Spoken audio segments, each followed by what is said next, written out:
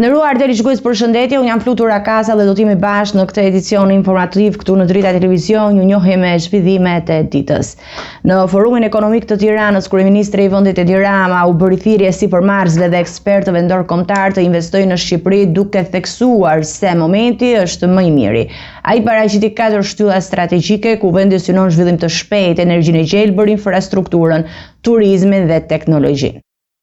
Në kryeqytetin shqiptar është zhvilluar Forumi Ekonomik i Tiranës, i organizuar në kujdesin e Forumit të Delfit, ku sipërmarrës dhe ekspertë ndërkombëtar u mblodhen për të diskutuar mundësinë e investimeve dhe zhvillimit ekonomik në rajon. Kryeministri Edi Rama në fjalën e tij para të pranishmëve u bëri thirrje të drejtpërdrejtë investitorëve që të kthejnë vëmendjen nga Shqipëria. Investitorët duhet të kuptojnë të gjithë se momenti është tani dhe Shqipëria është gati për investime të cilësisë së lartë dhe afatgjata. Ne mirëpresim partneritet që ofrojnë dijen, ekspertët, inovacionin.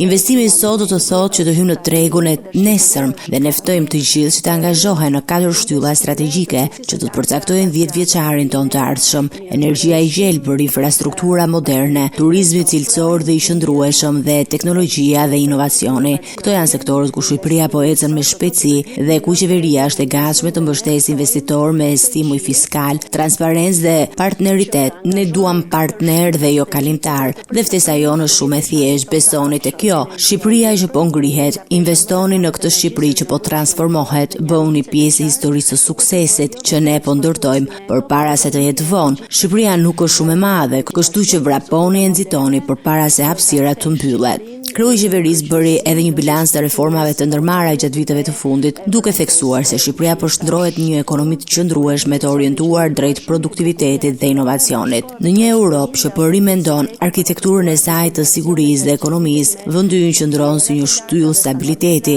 një partner i besueshëm dhe një ekonomi në rritje. Po e bëjmë gjithçka duke luftuar korrupsionin, duke modernizuar shtetin. Revolucioni digjital ka ndryshuar mënyrën se si qeverisim, do të ketë më shumë transparencë për bizneset, më pak mundësi për shfete. Në këtë kuadër, Rama solli dhe shifrat e investimeve të huaja direkte, të cilat në vitin 2024 arritën në 1.58 miliardë euro, ndërsa prirja për vitin aktual mbetet në rritje. Sipas tij, ky është treguesi i qartë se kapitali ndërkombëtar orientohet drejt vendeve me stabilitet dhe vizion të qartë zhvillimi.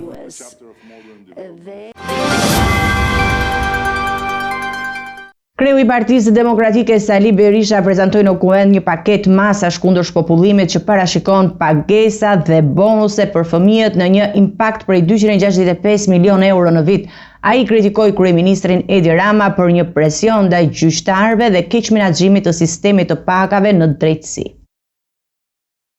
Teksa kuvendi i Shqipërisë po përgatitet për miratimin e projekt buxhetit të vitit 2026, kryetari i Partisë Demokratike Sali Berisha prezantoi një paketë re ekonomike që synon frenimin e shpopullimit dhe nxitjen e lirshmërisë në vend. Impakti në buxhetin e këtij viti është 265 milion euro. Impakti në buxhetin gjerë në vitin 2040 shkon gjithsej 4 miliard euro. Natyrisht, kjo paketë është vetëm hapi i parë, i domosdoshëm për të shënuar një kthes e cila synon të shpëtojë Shqipërinë nga shkretimi i plot i banorëve të saj. Gjatë prezantimit, Berisha kritikoi ashpër kryeministrin Edi Rama duke bërë përgjegjës për shkatrimin e sistemit të pagave në drejtësi dhe presionin ndaj gjyqtarëve. Ju përmend gjykatësve rrogat sikur i ka nga pronat e Surrelit, sikur jep nga fondet e vjedhura dhe jo nga buxheti i shtetit. Një akt pacipsie. Në një kohë kur ata gjykojnë, ai përpiqet t'i kërcënojë. Nuk mund të konceptoj kurrë që një prokuror cili do qoftaj të marrë rrogë më shumë se kryetari gjykatës lartë apo kryetari gjykatës kushtetuese apo gjykatësi kushtetues. Po këtë ka krijuar vetë Edi Rama për qëllime politike. Ai përsëriti arsyet e tërheqjes së firmës për Endri Shabanin si kandidat i opozitës për avokatin e popullit, duke nënvizuar që Partia Demokratike është opozite shqiptarëve dhe jo opozite Edi Ramës. Po ne jemi opozite shqiptarëve, jo opozite Edi Ramës. Jemi krenar që nuk na don Edi Rama. Ai paralajmëroi qytetarët për protesta masive kundër qeverisë dhe akuzoi Ramën si bashkëudhëtar të vjedhjeve dhe mashtrues publik ndërkombëtar, duke bërë thirrje edhe ndaj Komisionit të Venecias për të hetuar veprimet e kryeministrit. dhe i bëj thirrje Komisionit Venecias të bëjë një deklaratë që ta mësojnë shqiptarët se ky është një mashtrues publik ndërkombëtar. Nuk mjafton kartoni kuq. Është në radhë. Pas Lubis e keni marrë vesh që është nda dosja dysh, dosja Lubis dhe dosja Rams. Kryetari i Lëvizjes Shqipëria Bëhet, Adriatik Lapa, ju procedua nga policia për protestën e zhvilluar përpara kryeministrisë me arsyetimin se kishte bllokuar trotuarin. Lapa i deklaroi në një transmetim live në Facebook se Lëvizja kishte depozituar më parë kërkesën sipas procedurave ligjore dhe ironizoi faktin se po procedohet për këtë ndërkohë që skandale të mëdha mbeten pa përgjegjësi. Kryetari i Lëvizjes Shqipëria Bëhet, Adriatik Lapa, ka reaguar pas vendimit të policisë për ta proceduar në lidhje me protestën e zhvilluar para kryeministrisë. Sipas uniformave blu, procedimi lidhet me pretendimin se Lapa e kishte bllokuar trotuarin gjatë protestës, megjithëse Lëvizja kishte depozituar më parë një kërkesë dhe njoftim për aktivitetin e tyre sipas procedurave ligjore. Kam proceduar sepse sipas këtyre kam bllokuar trafikun. Nuk e di këtë trafik kam bllokuar se ne protestën po e bëjmë në trotuar dhe nuk e bëjmë në rrugë një. Pra ne po qëndrojmë në trotuar para kryeministrisë dhe nuk kemi bllokuar në rrugë këtu. E dyta, paskër kam vendosur çadra dhe kam bllokuar qarkullimin e njerëzve. Nuk e di çfarë shkollë kanë ata që i kanë shkruar ato letrat.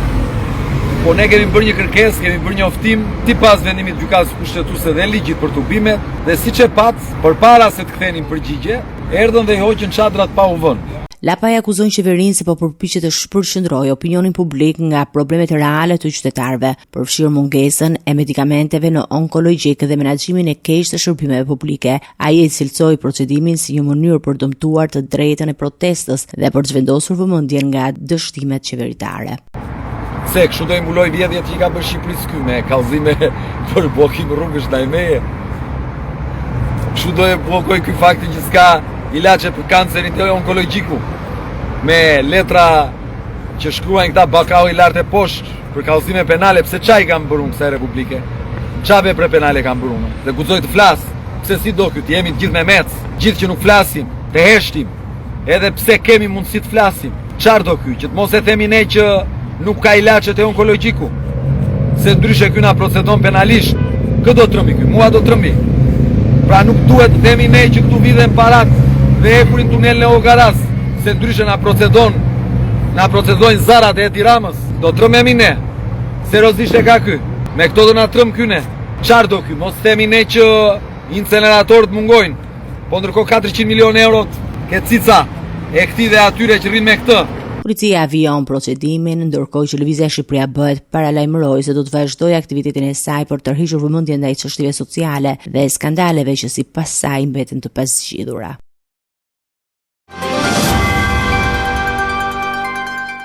Një aksion me kodin rikthimi rezultoi me lëshimin e 14 masave sigurie ndaj një grupi kriminal të akuzuar për trafik ndërkombëtar droge. Mes të ndaluarve janë edhe Recep Raja, djali i ish-deputetit Partisë Socialiste, si dhe dy të afërm të tij. Hetimet zbuluan transportimet mëdha droge drejt Malit të Zi, Gjermanisë, Holandës dhe Turqisë, ndërsa gjatë aksionit u sekuestruan armë, para, automjete dhe pajisje të tjera. Një grup kriminali akuzuar për trafikim të lëndëve narkotike drejt vendeve të Europës u godit këtë të mërkur nga SPAK në një operacion të koduar rikthimi. Gjatë aksionit gjykata e posaçme kundër krimit të organizuar lëshoi 14 masa sigurie, nga të cilat u ekzekutuan 7 me një herë, ndërsa 3 të tjera ju komunikuan të pandehurve në burg. Operacioni u ushtri në disa qytete të vendit, përfshirë Tiranën dhe fushkruan si dhe zona të tjera të vendit. Mes të ndaluarve janë Recep Raja, djali i ish-deputetit Partisë Socialiste, si dhe dy të afërm të tij, Gazmir dhe Përparim Raja.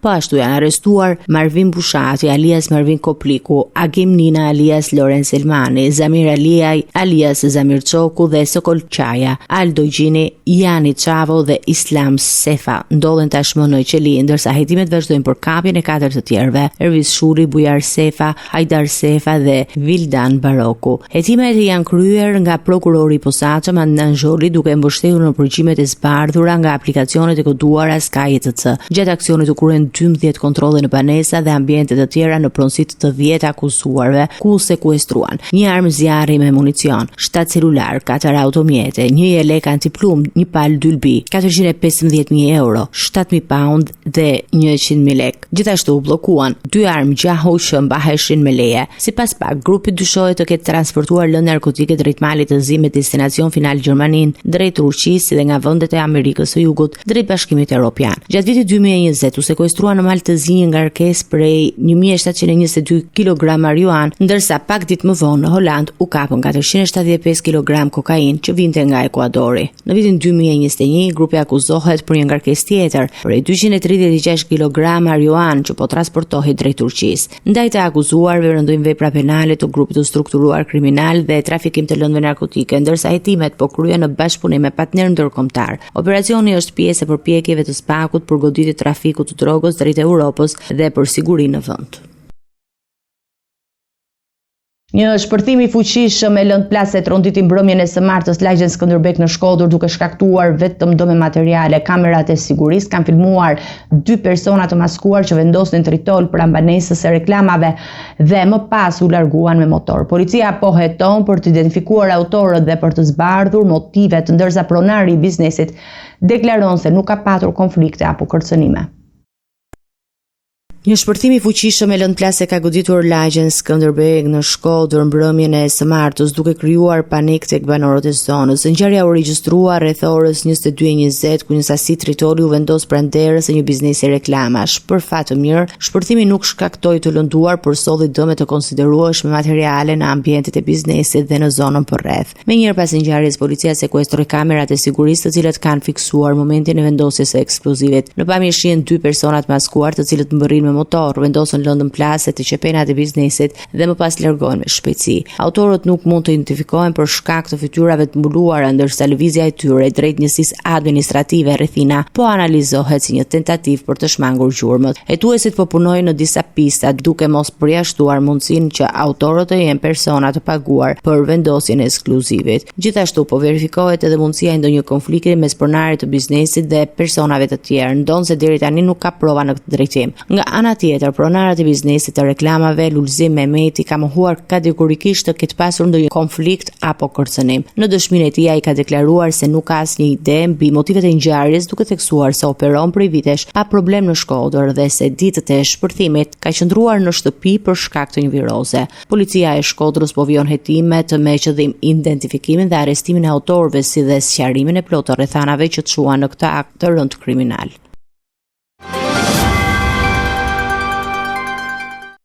Klodian Kulla, 39 vjeç, u vetholl nga ura metalike në rrugën e Arbërit duke i dhënë fundjetës. Policia po heton ngjarjen si vetvrasje në kushte depresioni, pasi familjarët kanë deklaruar se i riu kishte zhvilluar prej kohësh gjendje imagjinare frike. Hetimet paraprake tregojnë se ai nuk kishte konflikte me persona të tjerë. Një ngjarje tragjike u shënua në rrugën e Arbërit ku një 39 vjeçar Klodian Kulla humbi jetën pasi u vetholl nga një urë metalike duke i dhënë fund jetës së tij. Policia po e trajtoi ngjarjen si vetvrasje në kushte të rënduara depresioni pasi të dhënat e para të mbledhura në vendngjarje dhe dëshmitë e familjarëve çojnë në këtë pistë. Sipas burimeve hetimore, familjarët kanë treguar se për një periudhë të gjatë i riu përjetonte situata imagjinare duke menduar se dikush po tentonte ta vriste. Ai ishte trajtuar me psikolog dhe medikamente, ndërsa kohët e fundit familja kishte kërkuar dhe ndihmën e një hoxhe për mbështetje psikologjike dhe shpirtërore. Megjithatë, duket se asnjë nga këto metoda nuk arriti ta stabilizonte gjendjen e tij emocionale. Klodiani frekuentonte shpesh zonën e Tujanit për shëtitje, një rutinë e njohur për të, ndërsa asnjë shenjë konkrete nuk paralajmëroi aktin ekstrem të sëmërkurës. Policia ka kryer të gjitha veprimet e nevojshme hetimore lidhur me mundësinë e ndonjë konflikti, por ka rezultuar se 39 vjeçari nuk kishte probleme me askënd. Uniformat blu po vijojnë verifikimet, ndërsa trupi i pajet është dërguar për ekzaminim të mëtejshëm mjekëligjor. Një 39 vjeçar identifikuar si Erges Shegani është arrestuar pas ngjarjes kudo që qëllimisht një automjet tip Audi me vlerë rreth 100.000 euro në pronësi të një 44 vjeçari. Ngjarja ndodhi në 9 dhjetor në rrugën Memometo për motive të dobta sipas policisë. Veshjet e Sheganit u sekuestruan si provë materiale, ndërsa materialet procedurale ju referuan prokurorisë së Tiranës. Një ngjarje e rëndë u regjistrua në 9 dhjetor në orët e para të mëngjesit në rrugën Memo Meto në Tiranë, ku një automjet tip Audi me vlerë rreth 100.000 euro në pronësi të një 44 vjeçari u toq qëllimisht. Ngjarja është filmuar nga kamerat e sigurisë që kapën momentin kur 39 vjeçari Erges Shegani kryen aktin e zjarrvënies. Policia e Tiranës në kuadër të operacionit Kuduar Prize arriti të arrestojë Sheganin brenda disa orësh pas ngjarjes. Oficerët sekuestruan veshjen që 39 vjeçari mbante në momentin kryerjes së veprës si provë materiale, ndërsa hetimet vazhdojnë për zbardhjen e plotë rrethanave të ngjarjes. Materialet procedurale për rastin u referuan prokurisë së Tiranës për veprimet mëtejshme ligjore. Policia nuk ka raportuar të lënduar dhe motivet paraprake të zjarrvënies cilësohen si të dobta. Presidenti i Republikës Bajram Begaj mori pjesë në kremtimin e 50 vjetorit të themelimit të Akademisë së Shkencave dhe Arteve në Kosovë, duke nderuar studiuesit dhe akademikët shqiptar. Ai theksoi rëndësinë historike të 2 shteteve shqiptare dhe 2 akademive që shërbejnë kombit, duke theksuar rolin e dijes dhe krijimtarisë për zhvillimin e shoqërisë. Në një përvjetor jubilej, Akademia e Shkencave dhe Arteve të Kosovës kremtoi 50 vjetorin e themelimit të saj, një ngjarje që vlerëson kontributin e studiuesve dhe akademikëve shqiptar. Presidenti i Republikës Bajram Begaj gjatë fjalës së tij nderoi ata që nuk janë mesnesh, si dhe ata që vazhduan me sakrificë të ruanin idealin e dijes dhe që ndresën për zhvillimin e kulturës dhe shkencës shqiptare. Begaj vlerësoi arritjet e Akademisë së Kosovës dhe nënvizoi rëndësinë e momentit historik kur shqiptarët sot kanë 2 shtete dhe 2 akademi që i shërbejnë kombit.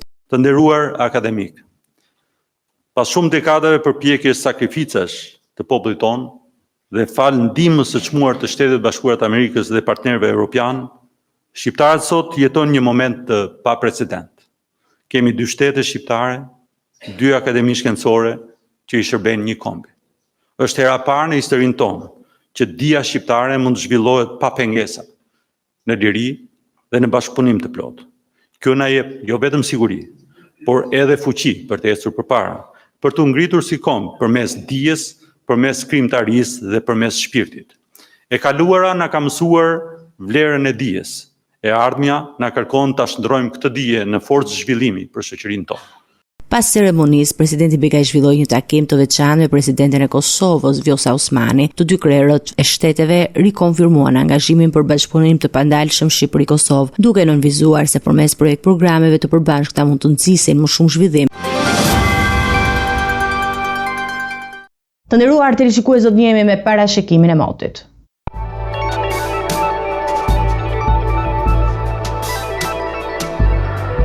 Territori shqiptar për datën 11 dhjetor 2025 do të jetë në ndikimin e masave ajrore të qëndrueshme, duke sjellë mot kryesisht të kthjellët në të gjithë vendin.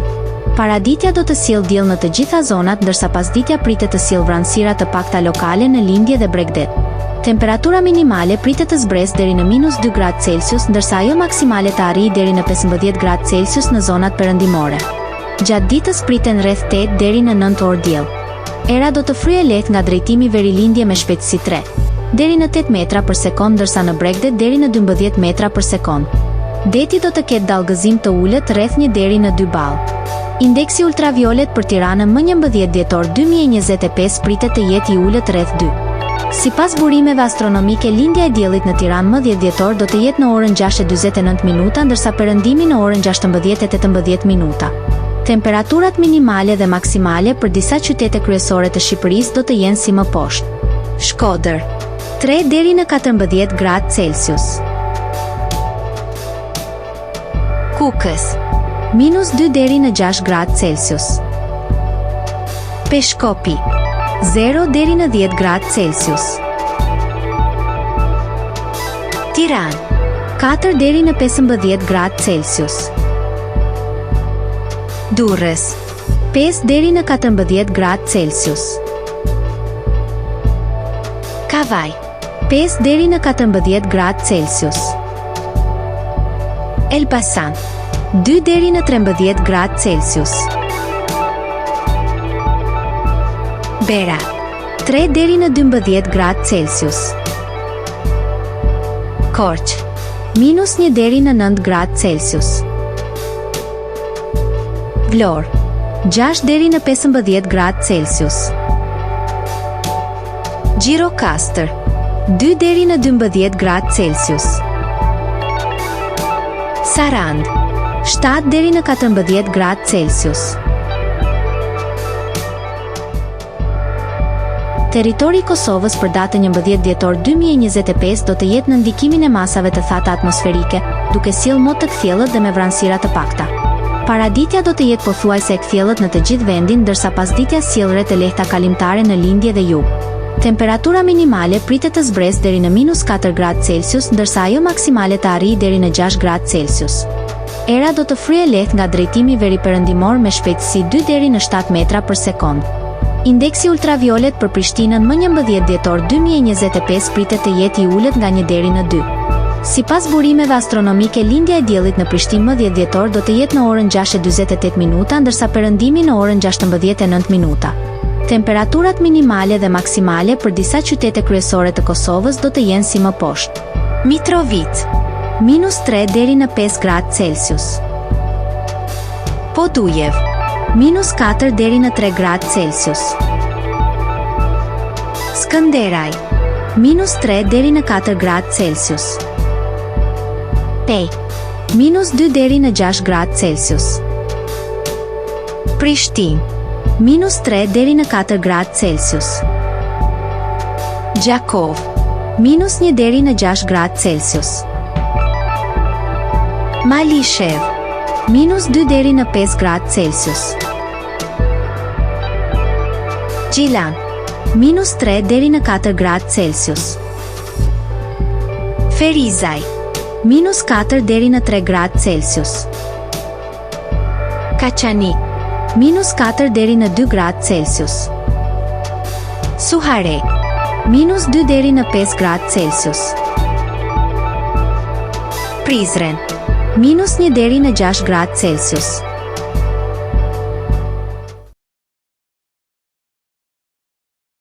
Ishte gjithçka e përgatitur në këtë edicion informativ. Për më shumë zhvillime dhe informacione klikoni në faqen tonë zyrtare drita.tv. Mund të ndiqni në rrjetet sociale, Facebook, Instagram, YouTube, ku jemi me përditësime në çdo kohë. Vazhdoni të qëndroni në shoqërinë e programacionit Drita Televizion. Bashkë miru takofshim në edicionin e ardhshëm.